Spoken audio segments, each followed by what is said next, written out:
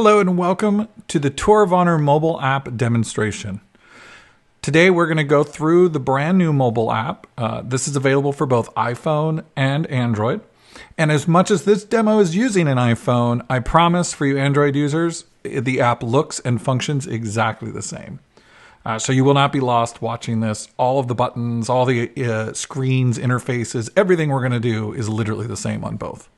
So with that said, this here is going to be the screen you're brought to right when you download the app. You can go ahead and click on Login. And it's going to ask you for your flag number and your zip code. Now, one thing to note, you must have clicked on the link you got in the welcome email before you can do this, because that first configuration you do is actually what tells us your zip code. So the app won't know your zip code unless you filled that out. So just a quick heads up there. But assuming you've already done that, let's go ahead and log in.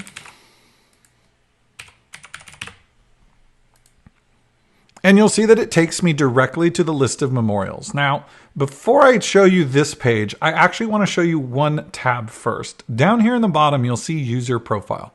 If you click on this, you'll see up here at the top all of the info that we recognized from you by logging in. So you'll want to make sure that this really is your name and flag number and that the email address seen here is what yours is.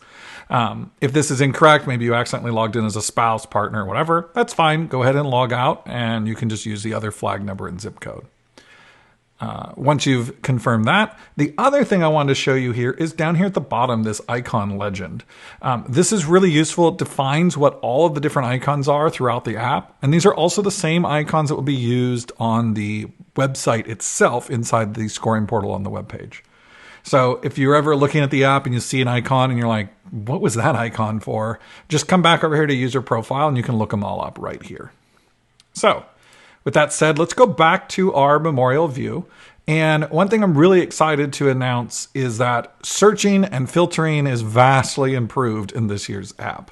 So here in the top left, you're going to see, it says all, and this is actually a state filter. So if you click this, you can see all the different states. In this case, I'm going to use my hometown of San Diego for this demo. So we're going to start with California. And here on the right, we can actually narrow this down even further. So say I knew what I wanted to look for was DB412, for example. As you can see, I could type in that exact code, draws me right to it. If I just knew that I wanted Huey's, I could type that in and I'll get all of the Huey's. So this search bar is really, really powerful. And as you can see, it can be used in conjunction with the state filter. So for this demo, we're going to go ahead and filter out just the San Diego ones. And we're just going to pretend that we have just arrived at this 9/11 memorial in San Diego. So we can click on that and we get the details of this app.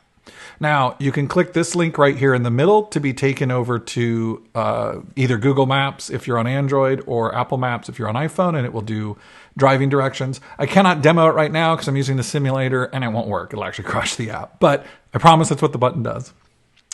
Down here at the bottom, you'll see any details about this memorial you should be aware of. So here you'll see the access. At this one, it's 24/7 and there's no known restrictions.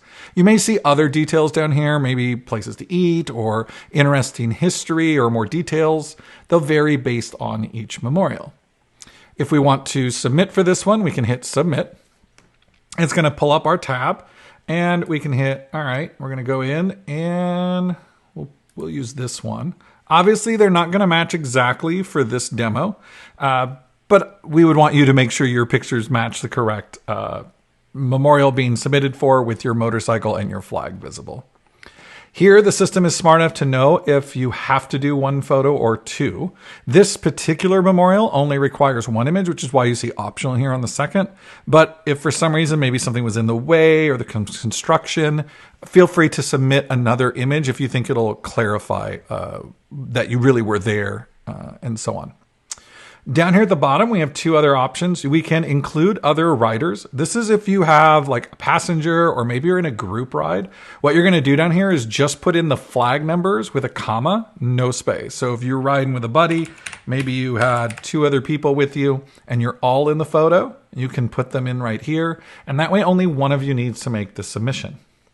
The other option in here is include notes. This is simply a note to the scorer. This is mostly going to be used if either something was awry, hey, this memorial's not actually here, or the helicopter got moved, whatever. Also, if you're going for a trophy or for an IBA ride, you would put that in the notes here as well. So you could just say, hey, this is trophy for California, visit 3 of 7 or whatever. Or I'm doing a Saddle Sore Extreme, and this is one of the submissions for that. So you can put those notes in there. Once you're happy with what you've done, hit submit, and you'll see that it'll dismiss out, and we can go back. And just to show you that it's been done, you'll see that now when I come back into the memorial, it's aware of it. You'll see this little clock icon that says it's pending, and it'll say this memorial's been submitted and awaiting review. The other way to check this is if you tap on the stats page over here, and you'll see a submission history that shows what the submission was, the date, the time, and its current status. Now, up here at the top, we have some other stats that are coming, but as you can see, they're not ready just yet. But submission history, totally usable.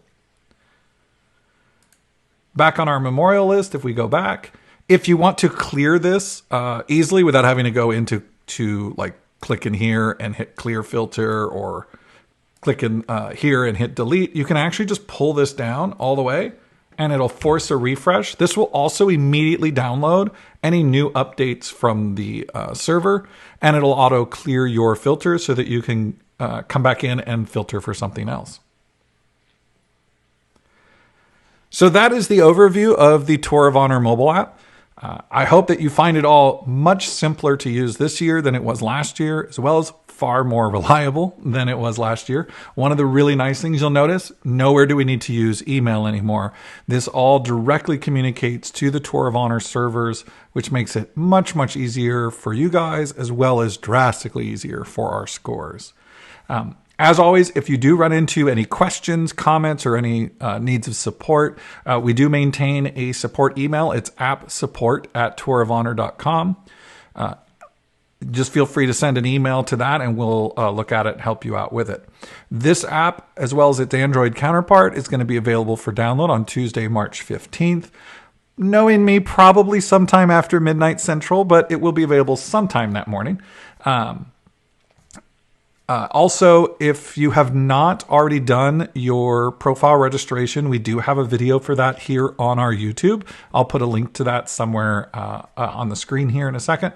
And also we have a video of just an overview of how to do a submission on the website as well. So you are not required to use the mobile app. You can log on and just use a website if you'd like. I think you'll all find the mobile app a little bit easier, but they both offer the same thing. Officially, we are going to still support email and snail mail submissions, but note that those are not eligible for trophies and they are not eligible for IBA rides. If you're going to do either of those two, you must use either the web portal or this mobile app. All right. With that, I hope you all have a great time. We're really excited to host you all starting the 1st and see what amazing rides you all come up with. And I personally am very excited to hear your feedback on this year's mobile app. As you can see, it's been rewritten from the ground up, and we are really excited to see you guys use it.